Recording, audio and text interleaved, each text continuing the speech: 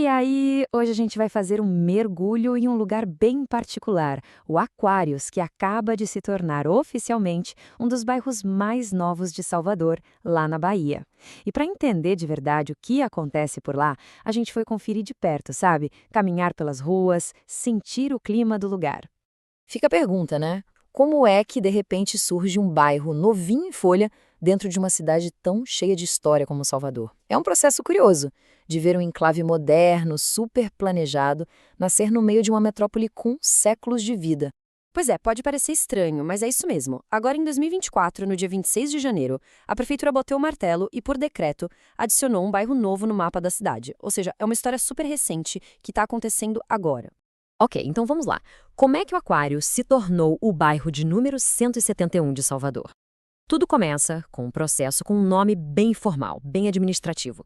A palavra-chave aqui para entender tudo é desmembramento. Pensa assim, o bairro da Pituba era gigante, era tão grande que, com o tempo, algumas partes dele foram criando vida própria. O Aquários é, na verdade, um desses filhos da Pituba, assim como o Itaigara também foi um dia. Então, essa jornada foi longa, viu? Por décadas, essa área era só um pedaço da Pituba. Depois, por mais de 15 anos, já era chamada de Loteamento Aquários, um projeto específico. Até que, finalmente, em 2024, veio o reconhecimento oficial. Virou bairro de verdade. E essa mudança no papel não é pouca coisa, não. A gente está falando de cerca de 15 mil pessoas que, de uma hora para outra, passaram a morar oficialmente no bairro Aquários. Dá uma dimensão humana para essa decisão, né? Certo, já entendemos como ele nasceu. Mas e aí, como é esse lugar? Qual é a vibe do aquário? A sensação que fica é de ser um verdadeiro oásis no meio da cidade. Olha, o Aquários é um lugar visivelmente organizado. As ruas são limpinhas, bem arborizadas, tem parquinho para todo lado e uma sensação de segurança que é reforçada pelas câmeras que a gente vê por ali. É um ambiente totalmente planejado, com aqueles condomínios enormes de alto padrão e escolas muito tradicionais que dominam a paisagem. E no meio da correria de uma capital como Salvador, uma das coisas que mais chama atenção no Aquários é a calma. É tão tranquilo que dá para ouvir o som dos passarinhos cantando. Pensa só que coisa rara de se encontrar no dia a dia de uma cidade grande. E essa impressão não é só de quem passa por lá, não. O Martinho, que trabalha na manutenção da área, confirmou isso. Ele diz que a limpeza, a organização e a beleza do lugar fazem com que seja um ambiente de trabalho bem agradável. Mas toda essa organização, essa calmaria, tem um preço. Agora a gente vai dar uma olhada no lado socioeconômico do Aquários, para entender o perfil dos serviços e para quem esse bairro foi feito. Um exemplo simples já dá uma boa ideia. Os preços de uma barbearia de lá. Um corte de cabelo simples começa em R$ 40. Se for fazer cabelo, barba e sobrancelha, o combo já sobe para 90. Isso diz muito, né? Fica claro que os serviços ali são pensados e precificados para uma população com um poder aquisitivo bem mais alto. E a sensação ao andar por lá é exatamente essa. Parece que se está em outro mundo. Caminhar pelo Aquários é como entrar numa bolha.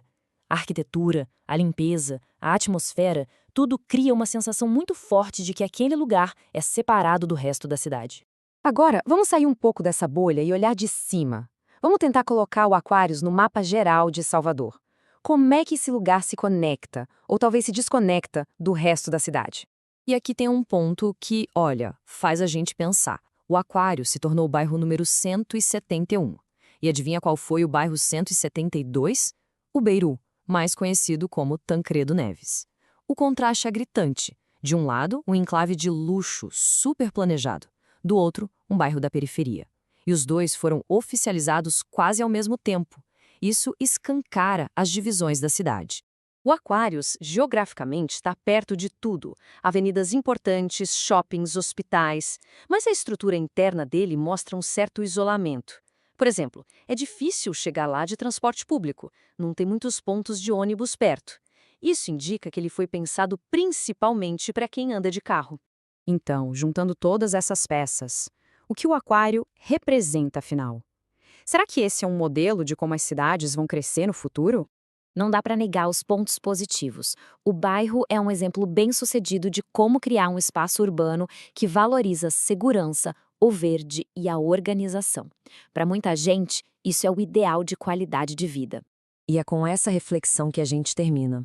A grande questão que fica no ar é se esse modelo, focado em exclusividade, em condomínios fechados, ajuda a construir uma cidade mais integrada ou se, pelo contrário, ele só aprofunda as divisões e acaba criando mundos completamente diferentes, um do lado do outro.